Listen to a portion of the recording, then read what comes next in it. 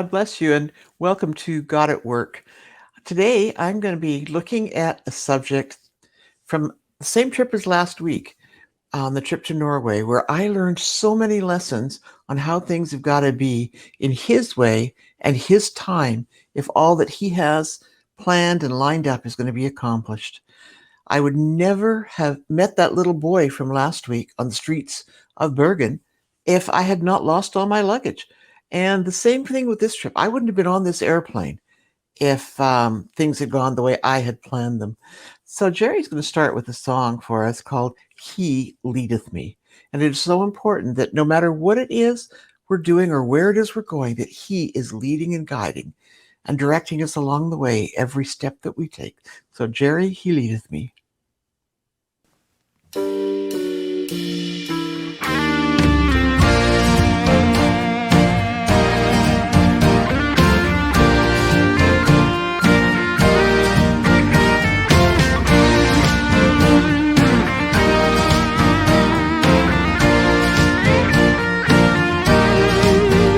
He leadeth me, O blessed thought, O words with heavenly comfort fraught. Whate'er I do, where'er I be, still 'tis God's hand that leadeth me.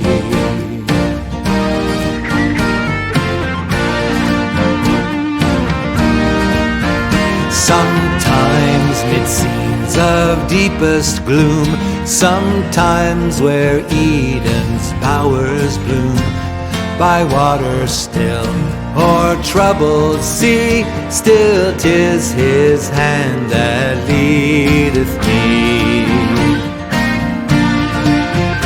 He leadeth me, He leadeth me, by His own hand He leadeth me.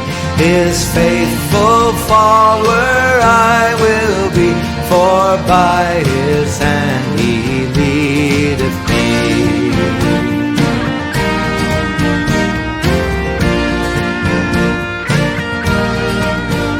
Lord, I would clasp my hand in Thine, nor ever murmur, nor repine, content whatever lot I see, since 'tis my God that leadeth me.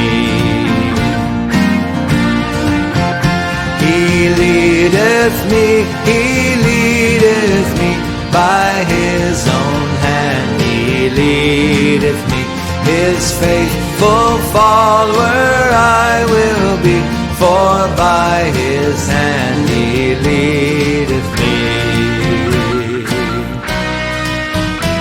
And when my task on earth is done, when by Thy grace the victory's won, even death's cold wave I will not flee, since God through Jordan leadeth me. He leadeth me, He leadeth me, by His own hand He leadeth me.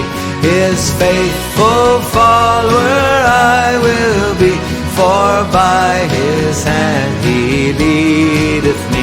He leadeth me, He leadeth me, by His own hand He leadeth me. His faithful follower I will be, for by His hand He leadeth me. Yes, by His hand He leadeth me.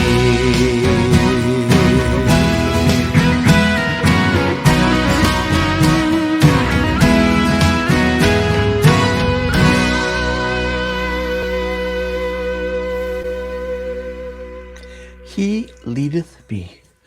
And I tell you, that was a lesson that I really had to have dug into me on that trip. I guess God knew I needed that lesson because, first of all, my flight from Milano, Italy was late leaving, which caused me to arrive in London late. And I had a very, very short connection time for my flight that was a direct flight to Bergen, Norway. Very short connection time. And so as I was exiting the plane, I said, look, where do I need to go as quick as possible to get to this flight, to catch this flight? Where do I need to go? They looked it up and then they came back and said, okay, you need to go over there, take the bus over to Terminal 4, and it'll be such and such a gate, but you're going to have to run. So believe me, I was running and I got there and they closed the door and they said, the flight's off, you missed it. And I looked at it, but it said flight 2 and it was a different city. I said, that's not the flight. This was supposed to be going to Bergen. And they looked it up and they said, oh, Bergen, Norway, that's this gate. They'd sent me to a wrong gate. The gate that I needed was actually right next to the gate that I came in at. So I was already starting to get a little bit frustrated rather than, okay, God, this is your trip, it's your will. And I got back there and I got on the flight. We got out onto the runway and we were waiting for takeoff. And already I was going to be late. Already because I was going to be arriving in Bergen pretty much at the time my meetings were going to be starting. But now I wasn't going directly to Bergen. There were no more direct flights to Bergen. So the flight that they got me on, I had to go from London all the way up here to Oslo and then back down to Bergen. So it was putting me even later on a completely different path than I was planning on taking. And it was making me even later. But, I was thinking about it. Okay, God, this is your trip. And I don't get it, but I'm going to be late. And I hate being late. That's a characteristic of Canadians. I'm not quite that way anymore because I've been so used to working in other areas where time really doesn't matter. So anyhow, I'm on this plane. We're sitting out on the runway, waiting for takeoff. The captain comes on. We have an hour and a half wait out here on the runway before we'll have clearance for takeoff. And now I'm really starting to get, an hour and a half. I'm going to be even later, and finally I got up. And I went up quite angry. I pretty much had lost my Christian cool. And I got up there to the flight attendant and I said, look, I need off of this plane because I have got to change flights. And she said, what do you need to get off this plane and change flights for? You can't do that. We're in the middle of the runway. I said, I don't care. I have got to get off this flight. I'm going to be extremely late for my meetings and I have got to find another way to do it. And she said, ma'am, you get off this flight and get on another one. You're going to be behind us in the lineup to take off. Okay, I get it. So now I'm still pretty frustrated and I head back toward my seat. And then the Lord said, you need to apologize to her. Because I was not acting real calm. I went up and I said, look, I'm so sorry for getting upset with you. I know it's not your fault. So please forgive me. I'm just really frustrated. I'm not used to being really late like this, and this is going to kill. I'm not even going to make it in time for my first meeting. So anyways, I got heading back to my seat. I said, okay, God, why am I on this flight having to go way out of my way, all the way up to Oslo, going to be late for my meetings, which is why you have sent me here to Norway. And then I'm thinking of the verse in John chapter 6, verse 38. It says, not to do my own will, but the will of him who sent me. I know that's Jesus talking, He said he hasn't come here to do his own will. And I'm sitting there, but okay, God, I get it. I've not come here to Norway to do my will, but the will of the one who sent me, which is you. And so I'm back in my seat. Okay, God, why? And the Lord very clearly, as if somebody standing beside me said, you're here to speak a word to the man sitting next to you. Now, come on, I'm on an airplane. I've never met this guy before. And all of a sudden, God tells me, you need to tell him that if he has that affair with Rachel, it is as unto death. Now, come on. How do you go to a guy that you've never met, you don't know from anything, and you say, look, you mess around with Rachel and you're going to die? Now, come on. That's not something easy to do. And so I'm stumbling a little bit. And finally I look at him and I said, oh, so you're on your way to Oslo? He said, yes, I am. And I said, oh, what are you heading into Oslo for? And he said, oh, I have to meet somebody. I said, oh, are you meeting with Rachel? He looks at me. I mean, his eyes just about bulged out of his head. And he said, what are you talking about? I said, well, are you meeting with Rachel? Because I'm supposed to tell you that if you are, it's as unto death. He said, what do you mean? Have you been talking to my wife? I said, no, I didn't even know you had a wife. And he said, well, who on this plane knows me? I said, I don't know. I don't know anybody else on this plane. All I know is that I wasn't supposed to be on this plane. And for some reason, obviously for you, God put me on this plane, had me upgraded because of the mess the airlines made up. So I'm sitting right here beside you in business class on an absolutely full flight. And he's looking at me and he's talking. And so I said, so what kind of business is it you have in Oslo?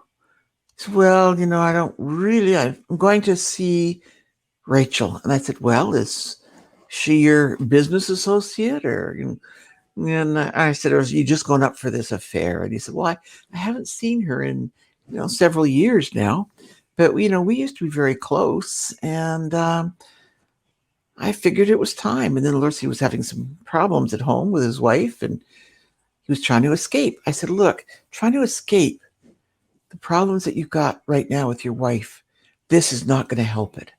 It's going to make it worse. And as I said, I was told to tell you by the Lord, that's the only person on this flight that I know. And he said to tell you that if you had that affair with Rachel, it was as unto death. So he says, has my wife hired somebody to do? I said, I don't know. All I can tell you is what God just told me. Anything else? I don't have a clue. So we started talking a little bit and he asked what I was going to Norway for. And I said, well, actually, I was supposed to be on a direct flight to Bergen, missed that flight, got stuck here on this flight going all the way up to Oslo and having to come all the way back down to Bergen because God wanted me to give you that message. So he said, well, what are you doing in Bergen? I said, I'm speaking at a conference. Well, what's your conference on? And it actually was entitled Hearing the Voice of God. And he looks at me now and he says, oh, he really does speak to you. I said, well, that's why I'm here on this flight. Not because I wanted to be. I actually got quite upset with the flight attendant, as you probably saw, because I didn't want to be on this flight and be missing my meetings in Bergen by being so late. And so we talked a bit more and we just shared a little bit. And he shared how, he'd gone to church as a kid and walked away. And his wife didn't even know that he had any Christian background. But because they'd never talked about it before they got married. They never even talked about anything to do with Christianity or God or anything else. And so we talked and talked. And the next thing you know, he said, look, I don't understand exactly what's going on, but I can see that you're very serious. And I know it probably wasn't easy for you to tell me that if I messed around with Rachel, I was going to die. I said, no, it most certainly wasn't. I said, I don't know whether you were going to reach out and punch me or, call the flight attendant to get rid of me or whatever. I didn't know. But what I did know was that it was so important that God had me onto this flight when I had no idea why. And it's like it said in the book of Luke, chapter 22, where it says,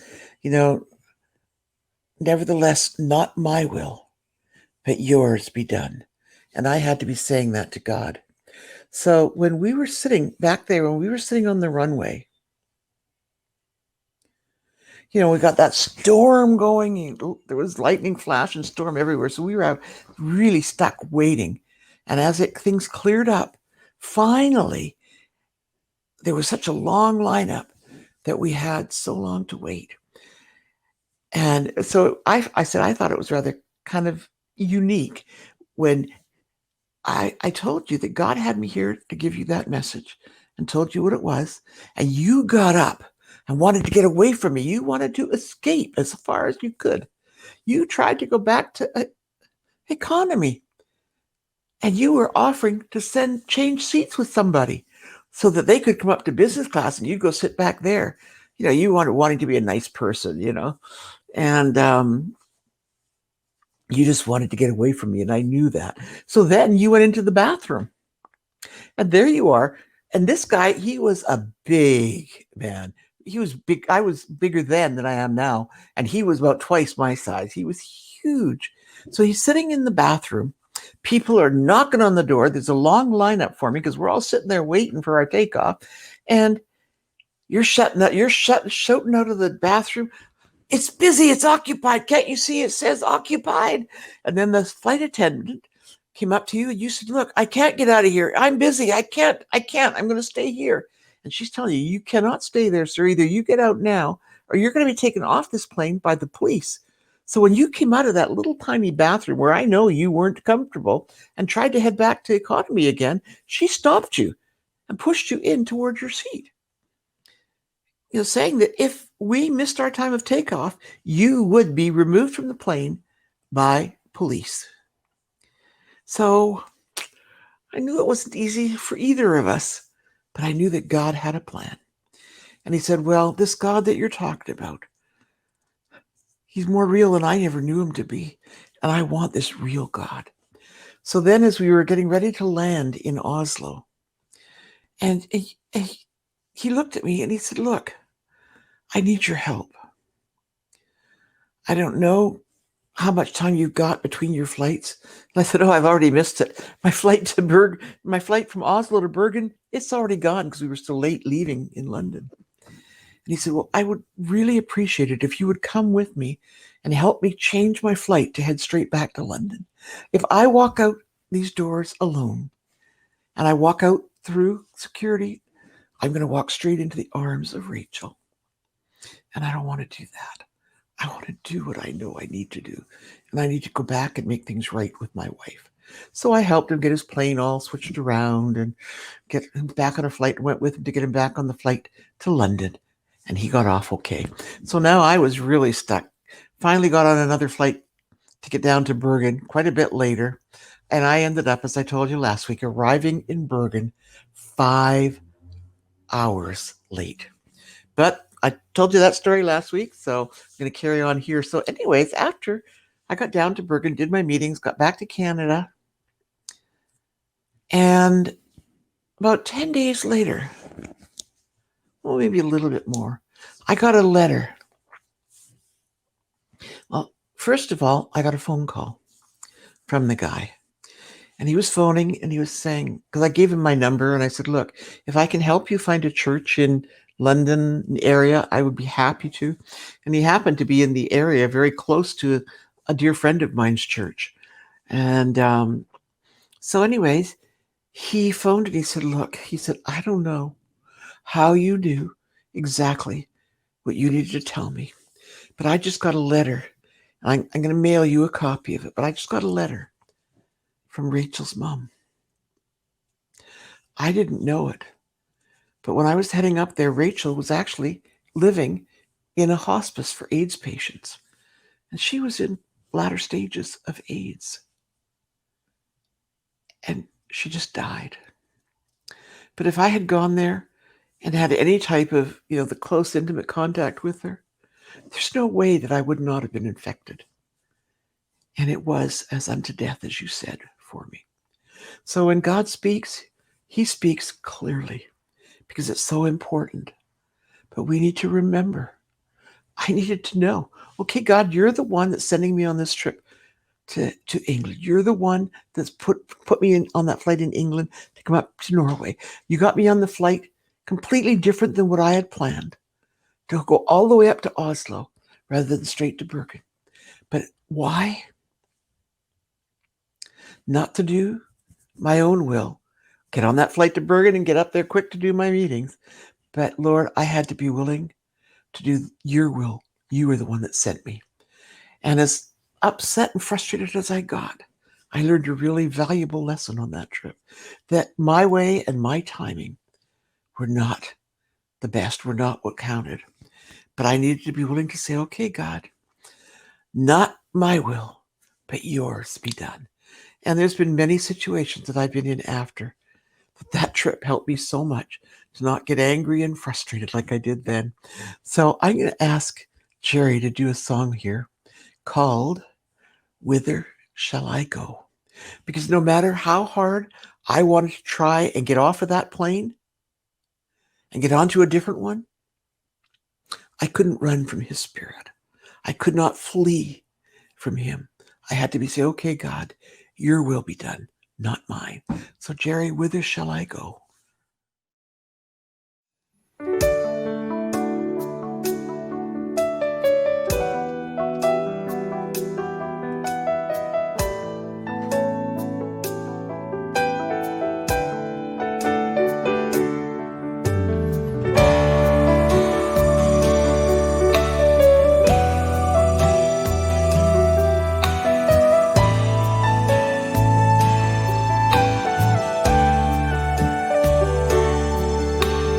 Even though I ride the wings of the morning and dwell in the depths of the sea, you will always be there to love and guide me. Your strength will always support me. Whither shall I go from your spirit? Whither shall I flee from your presence? I could never be lost to your spirit. I could never go away from God.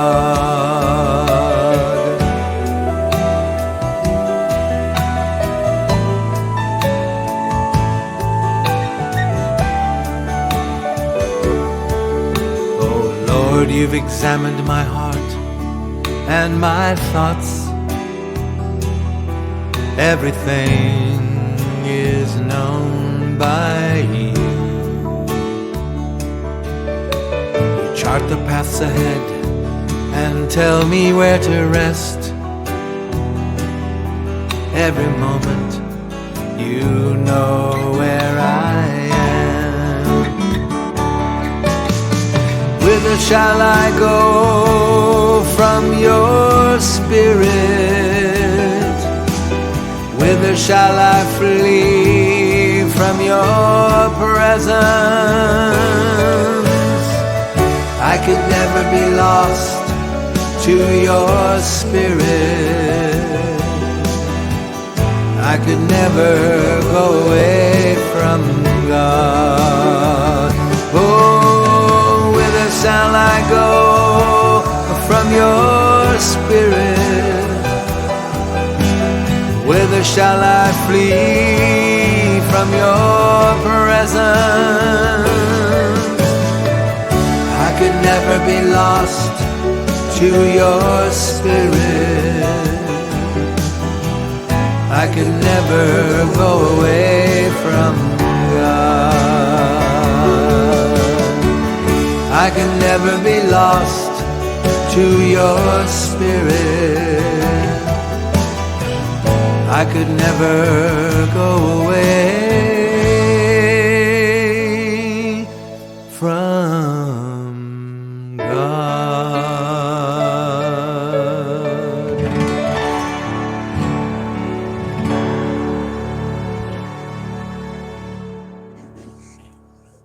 I can never go away from God.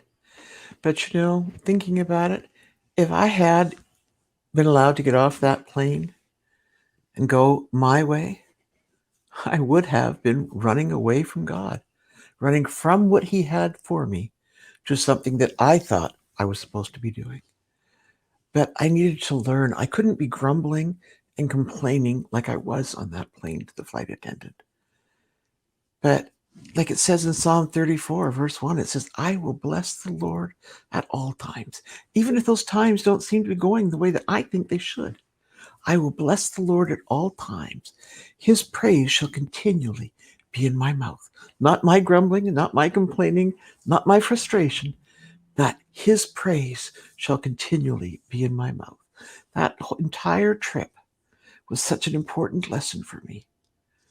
Not only the flight exchanges, but the luggage not arriving and having to go downtown Bergen. I would never have been downtown Bergen to meet that little boy last week if my luggage hadn't been lost. Did I like having my luggage lost? No. Did I like having to wear the same outfit every single meeting? No. But nevertheless, Lord, your will be done, not mine.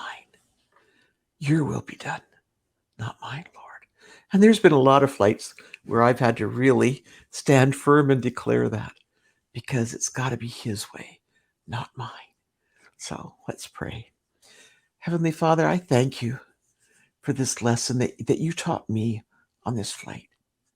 And I pray, Father, that it will be a good learning experience for others that are listening and might need to learn that same lesson that I did. And I still have to deal with it quite frequently, Lord. So, Lord, your will be done, not mine. Father, thank you so much for that life that was changed, that you saved, that you directed. And Lord, that you delivered him from the trap of the enemy, Father. So, Lord, I ask that your perfect will be done in his life, in all of our lives that have been listening, Father, that we will learn to yield to your will, not ours, without grumbling and without complaining. In your precious name, amen. Hallelujah. Well, it's a wonderful ending. That man went back to England and he reconciled with his wife. He told his wife what had happened. He told him the story of meeting me on the plane and wanting to slap me across the face and tell me to shut up and quit being so rude to him, etc., and how he tried to hide in the bathroom for an hour, etc. I can tell you that would not have been comfortable. Those bathrooms were never comfortable, even for me when I was, quite a bit bigger than I am now, but half of the size he was. And so I know he could not have been comfortable in there all that time, but he was running from what God had for him. Just like I wanted to run from what God had for me, to be there for that man. So I hope this has been an inspiring encouragement for you, and that it will be a good lesson that we can all learn to do it his way, not ours, to trust in him, knowing that he has his plan in mind. And that's really what we want to follow. So if this has been a blessing for you and you'd like to sow a seed and help this ministry, please feel free to do so. Jerry will put all the information up on the screen for you as we close. God bless you. Have a great day. See you next week.